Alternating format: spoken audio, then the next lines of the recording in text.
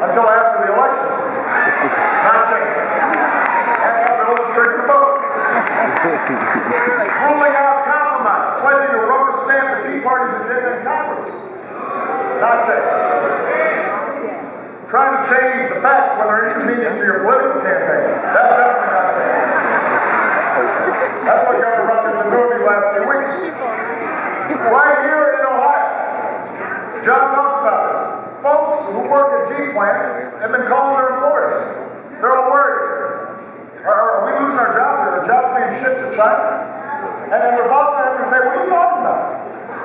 And the reason they're worried is because Governor Romney's running an ad that says something.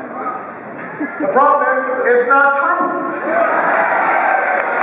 The car companies themselves have said, no, we're adding jobs here in Ohio. We're hiring workers. Putting in new plant, new equipment. And the head of GM said, creating jobs in the United States should be a source of bipartisan pride. I couldn't agree more. Look, I understand Governor Romney has had a tough time here in Ohio because he was against saving the auto industry. And it's hard to run away from a position when you're on videotape saying, let Detroit go down. But you've got to own what you say.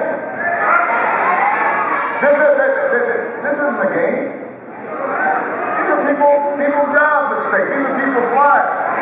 You know, companies like GM and Chrysler, they put a lot of time and effort and money into building up their brand and letting Americans know that the American auto industry is back. And then we don't want suddenly a bunch of heads saying that, you know, stuff that's not true. You don't scare hard-working Americans just to scare up some votes. That's not what being president's all about. You know, when I made the decision to rescue the auto industry, it wasn't popular, even here in Ohio. But I knew it was the right thing to do. Betting on American workers was the right thing to do. Betting on American ingenuity.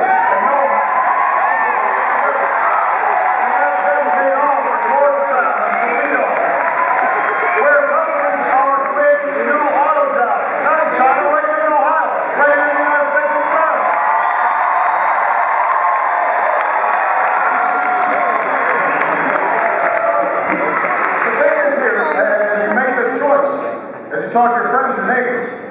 You got to remind them one of the things you're choosing is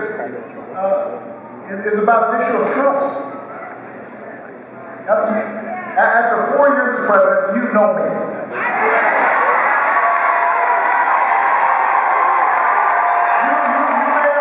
You may not agree with every decision I've made. You may be frustrated sometimes at the pace of change. But you know that I say what I mean and I mean what I say. You know what I believe. You know where I stand. You know I tell the truth. And you know I fight for working families every single day.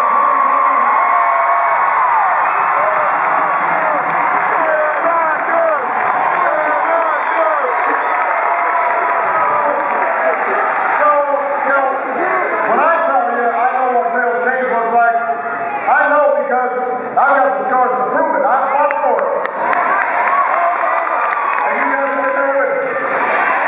And after all we've been through together, we can't give up now. We cannot give up now. So let me tell you about change over the next 4 years. Change the country where every young American has a shot at a good education.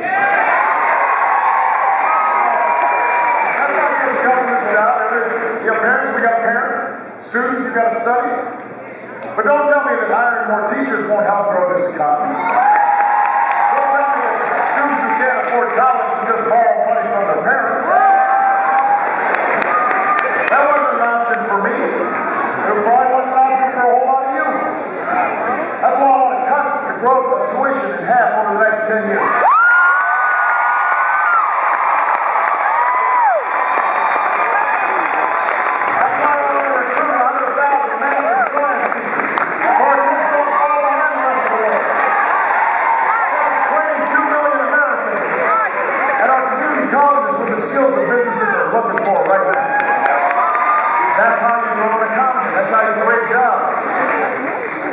educate folks, make sure we've got the best workers in the world. That's what will attract more companies to want to start here and stay here.